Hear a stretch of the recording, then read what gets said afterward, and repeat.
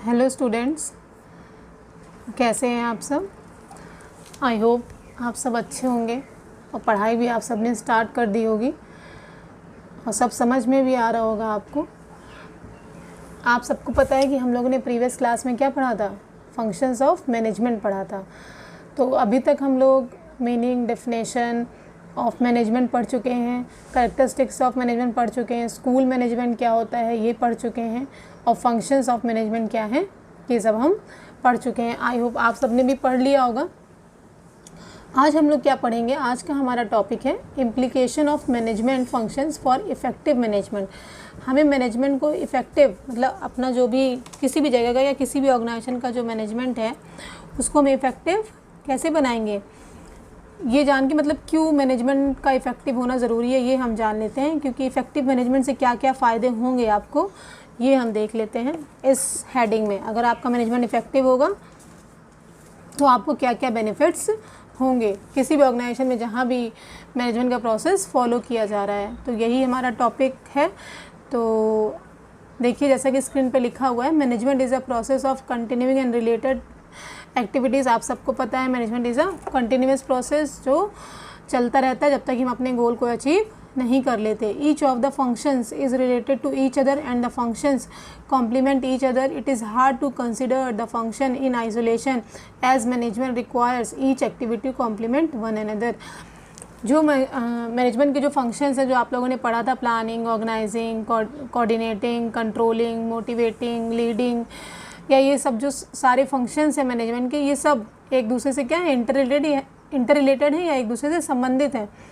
क्योंकि अगर कोई भी एक चीज़ इसमें से नहीं होगी तो हम अपना जो मैनेजमेंट है वो इफ़ेक्टिव नहीं बना पाएंगे।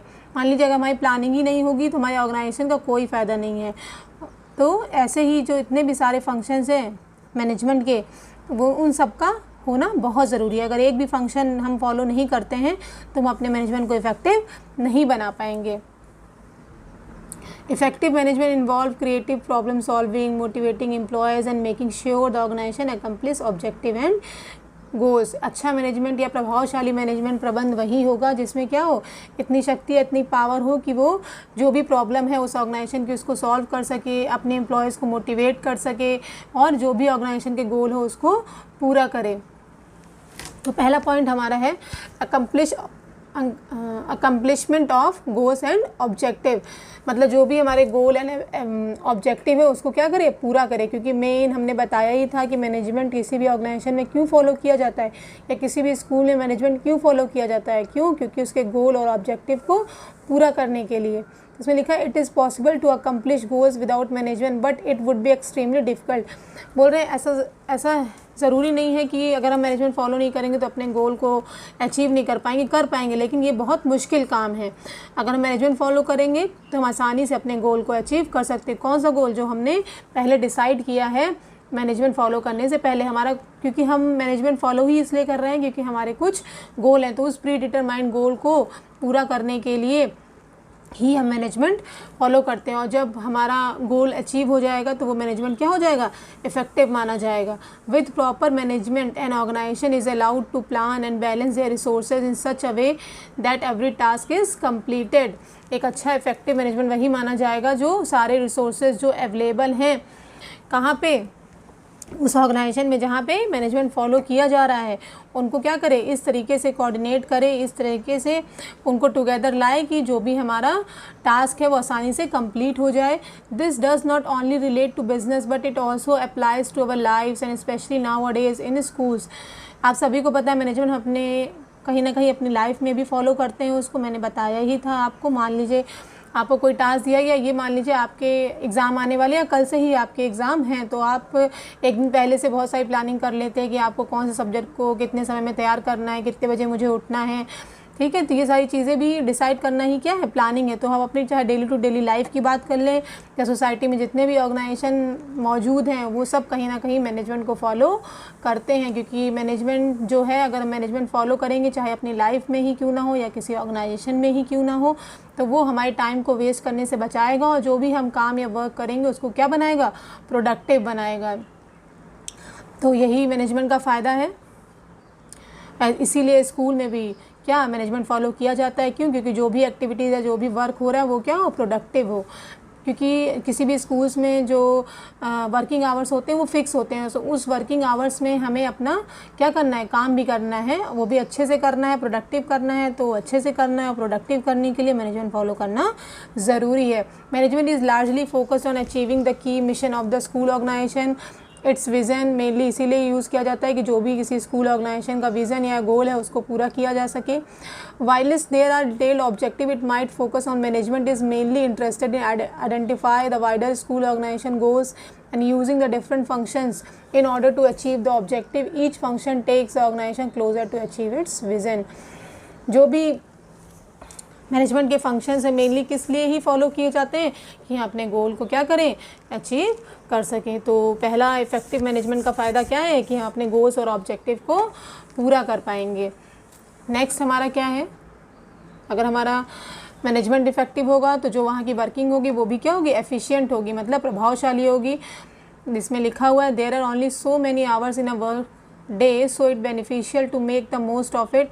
The last thing a school wants its members to do is to waste time. With good the management skills, schools are able to get as much work done as possible within the time period given to them. मैंने बोला कि जैसे किसी school में working hour fix होते हैं कि उन्हें 5 से 6 घंटा या 7 से 8 घंटा काम करना है, तो उस घंटों में जो भी वो काम या जो भी वो वर्क कर रहे हैं, जो भी वो एक्टिविटीज़ कर रहे हैं वो क्या हो, प्रोडक्टिव हो। उस काम और उस एक्टिविटी को प्रोडक्टिव बनाने के लिए हमें मैनेजमेंट फॉलो करना पड़ेगा। तो अपने वर्क को एफिशिएंट बनाने के लिए भी क्या करते हैं, मैनेजमेंट का यूज़ करते हैं। नेक्स्ट क्या है, बेटर डिसीजन मेकिंग। आप सभी को पता है कि किसी भी ऑर्गेनाइजेशन के लिए या स्कूल ऑर्गेनाइजेशन के लिए डिसीज़न बहुत मेहनत। अगर एक डिसीज़न हमारा सही नहीं होगा तो वो हमें क्या बना देगा, असफल बना देगा। तो डिसीज़न का भी सही होना और सही टाइम पे लिया जाना भी बहुत ज़रूरी है। तो बेटर डिसीजन मेकिंग किससे आएगी, बेटर मैनेजमेंट से आएगी, या गुड मैनेजमेंट से आएगी, या इफ़ेक्टिव मैनेजमेंट से आएगी। इसलिए क्या लिखा हुआ है, the choices a school makes can make the difference between being successful to being a complete disaster. एक डिसीज़न ही है जो किसी व्यक्ति को क्या असफल भी बना सकता है और असफल भी बना सकता है। जैसा कि मैंने अभी आपको बताया, therefore making rational decision is vital for a school if they want to do well. अगर वो अच्छा करना चाहते हैं, कौन, जो ऑर्गेनाइजेशन है, जो स्कूल ऑर्गेनाइजेशन है, जो मैनेजमेंट को फॉलो कर रहा है, अगर वो अच्छा करना चाहता है तो क्या करना होगा, उसे डिसीजन अपने सही लेने होंगे या बेटर लेने होंगे। With good time management they will have more time to weigh out the positives from the negatives in their decision making. अगर जो मैनेजर होगा वो अच्छा डिसीजन मेकर होगा तो वो नेगेटिव चीज़ में भी पॉजिटिव वाइब्स या पॉजिटिव चीज़ें ये ले आएगा। तो एक डिसीज़न का भी अच्छा होना बहुत ज़रूरी है इफ़ेक्टिव मैनेजमेंट के लिए।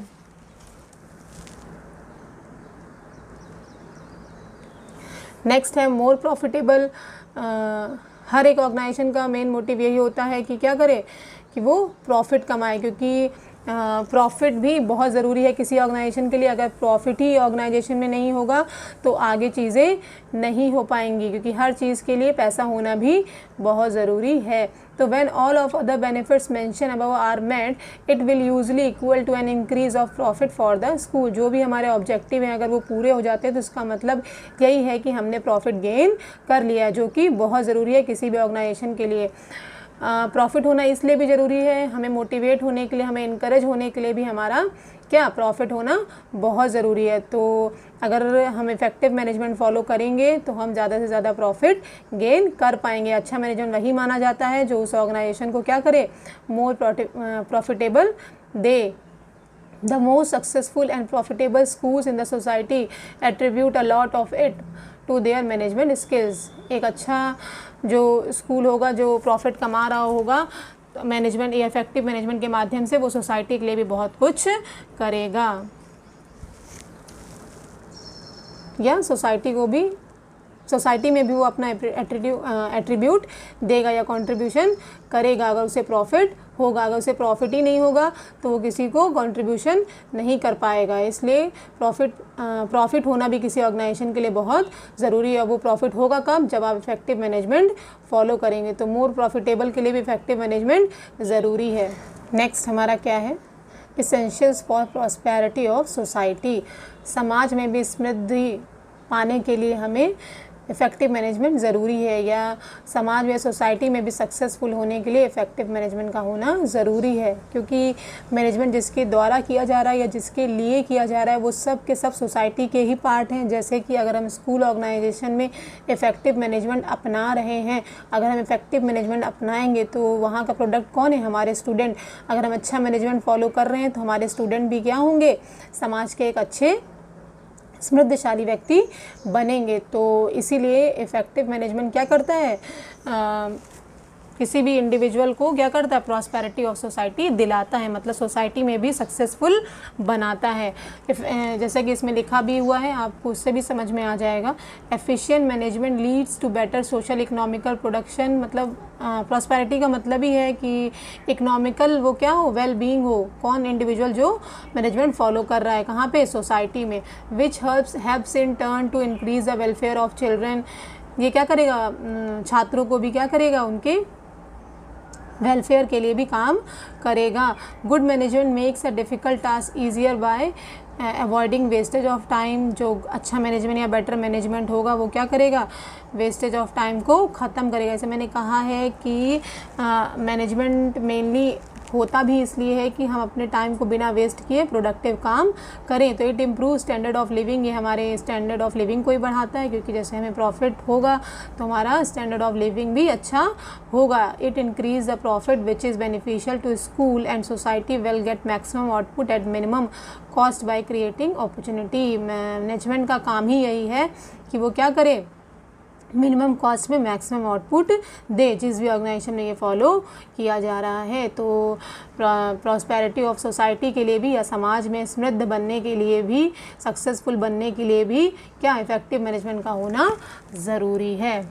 तो ये तो हो गए इम्प्लीकेशन हो गए फंक्शन ऑफ मैनेजमेंट के, कि इफ़ेक्टिव मैनेजमेंट के क्या फ़ायदे हैं। तो ये सारे फ़ायदे आपको होंगे अगर आप इफ़ेक्टिव मैनेजमेंट फॉलो करते हैं। तो ये सारी चीज़ें आपको मिलेंगी अपने ऑर्गेनाइजेशन के लिए।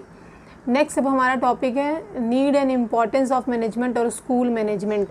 प्रबंधन की आवश्यकता और महत्व क्या है, या विद्यालय प्रबंधन की आवश्यकता और महत्व क्या है, ये हम पढ़ेंगे आगे। तो इन सारे पॉइंट से आप समझ पाएंगे कि किसी भी मैनेजमेंट या स्कूल मैनेजमेंट की क्या इम्पोर्टेंस है या क्या नीड है।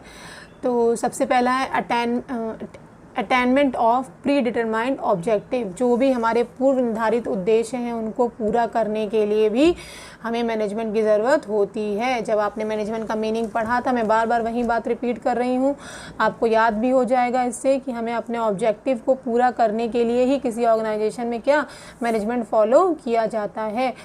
तो इसमें लिखा भी हुआ है every school have some goals to achieve. हर एक विद्यालय का एक उद्देश्य होता है जिसे उन्हें अचीव करना होता है। School management and organisation put every source together in such a way that every activity and effort is directed towards the achievement of whatever is done. It depends on the goals of the institute. मतलब यही है कि जो भी school management है या management है वो चीज़ों को इसी तरीके से ऑर्गेनाइज़ करेगा। मतलब जितने भी सारे सोर्सेज अवेलेबल हैं उस ऑर्गेनाइजेशन में उसको इस तरीके से कोऑर्डिनेट करेगा, टुगेदर लाएगा कि जो भी एक्टिविटी या एफर्ट हो वो किसके टुवर्ड्स हो? हमारे गोल्स को अचीव करने के टुवर्ड्स हो। क्योंकि हम ये सारी चीज़ें या रिसोर्सेज को क्यों टुगेदर ला रहे हैं, कोऑर्डिनेट कर रहे हैं? क्योंकि जिससे कि हमारे ऑब्जेक्टिव पूरे हो सकें, 100% रिज़ल्ट हम पा सकें। नेक्स्ट क्या है? Optimum use of resources. मतलब मतलब जो जैसे मैंने बताया था ना कि मैनेजमेंट में होता ही क्या है कि जितने भी रिसोर्सेज अवेलेबल हैं उसको मैक्सिमम यूटिलाइज़ कर सकें और मैक्सिमम प्रॉफिट पा सकें। इसलिए भी हम मैनेजमेंट का यूज़ किसी भी ऑर्गेनाइजेशन में करते हैं। तो स्कूल मैनेजमेंट में क्या कर सकें? ऑप्टिमम यूज़ ऑफ रिसोर्सेज कर सकें, इसलिए भी मैनेजमेंट की आवश्यकता होती है। इसमें लिखा हुआ school needs services of teachers, non teaching staff, principal, administrative staff. हर एक स्कूल को टीचर की ज़रूरत होती है, नॉन टीचिंग स्टाफ की ज़रूरत होती है, जैसे एडमिन हो गया, उनकी ज़रूरत होती है, प्रिंसिपल की ज़रूरत होती है, हेड ऑफ़ डिपार्टमेंट की ज़रूरत होती है, इन सारी चीज़ों की ज़रूरत होती है। Next, to teach student school needs classroom, black board, projector, laboratory, या फिर जो भी सारी चीज़ें, जैसे टॉयलेट्स हो गया या वाटर अवेलेबिलिटी हो गई, ये सारी चीज़ें। जैसे जो पहली लाइन में लिखा हुआ वो हमारे क्या है, ह्यूमन रिसोर्स है, जो सेकंड लाइन में लिखा हुआ वो हमारे फिजिकल रिसोर्स है। तो इन सारे रिसोर्सेज को ऑप्टिमम यूज़ करना किसका काम है, मैनेजमेंट का काम है, क्योंकि जब ये इनका ऑप्टिमम यूज़ कर लेगा तभी ये क्या मैक्सिमम प्रॉफिट पाए, क्योंकि मैनेजमेंट हमें यही सिखाता है कि जितने भी रिसोर्सेज आपके पास अवेलेबल हैं, आपके ऑर्गेनाइजेशन में अवेलेबल हैं, उसको आप क्या कर सकें, ऑप्टिमम यूज़ कर सकें। School organisation and management minimise the wastage of time, efforts, money and material.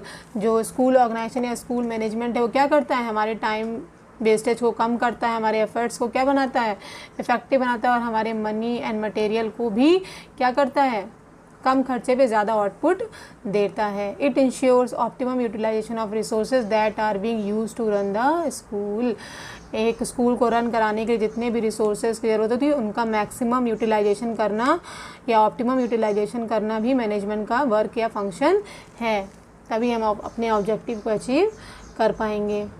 Next, overcome difficulties. Difficulty से भी लड़ने में या सॉर्ट आउट करने में भी मैनेजमेंट हमारी हेल्प करता है, क्योंकि कोई भी काम हम करते हैं उसमें डिफ़िकल्टी तो आती ही है, तो उस डिफ़िकल्टी को दूर करने में भी मैनेजमेंट हमारी हेल्प करता है, इसलिए भी मैनेजमेंट की ज़रूरत होती है। इसमें लिखा है right path always includes difficulty. हमेशा सही रास्ता कुछ ना कुछ कठिनाइयों भरा होता है।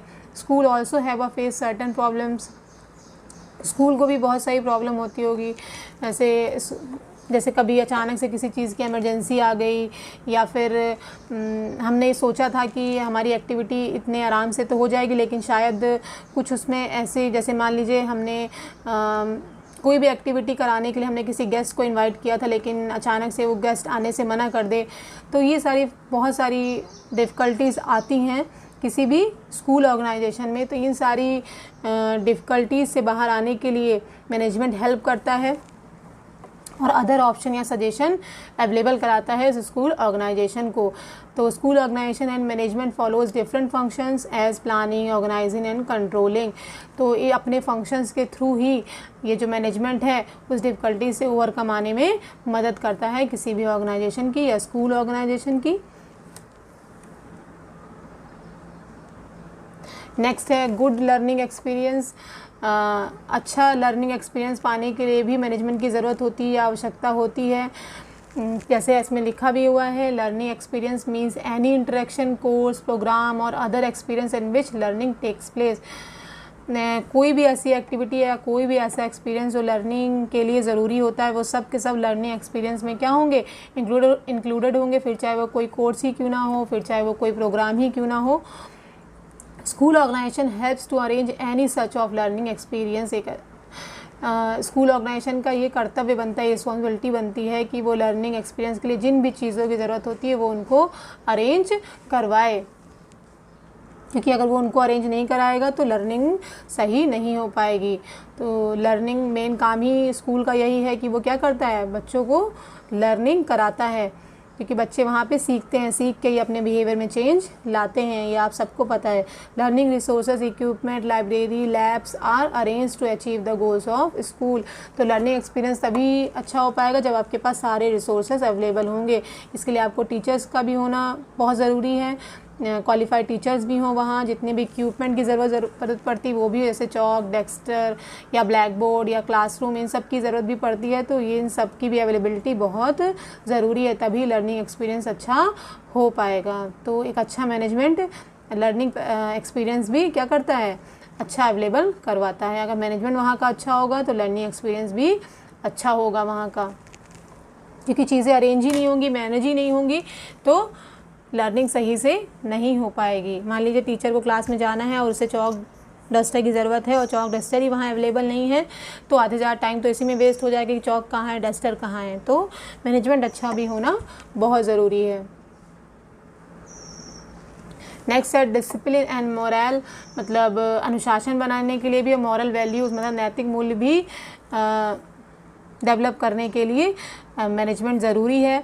Discipline plays a vital role for smooth functioning of school. अगर आप किसी भी स्कूल फंक्शंस को स्मूथली प्ले कराना चाहते हैं तो वहाँ अनुशासन भी बहुत ज़रूरी है। जैसे हम लोग अपनी ही लाइफ से एग्जांपल ले लें, अगर हमारे ही लाइफ में अगर डिसिप्लिन नहीं होता है तो हमारी लाइफ में बहुत सारी प्रॉब्लम आती है। तो हमारी लाइफ में भी कुछ डिसिप्लिन होना बहुत ज़रूरी है, कुछ लिमिट्स हमें पता होना बहुत ज़रूरी है।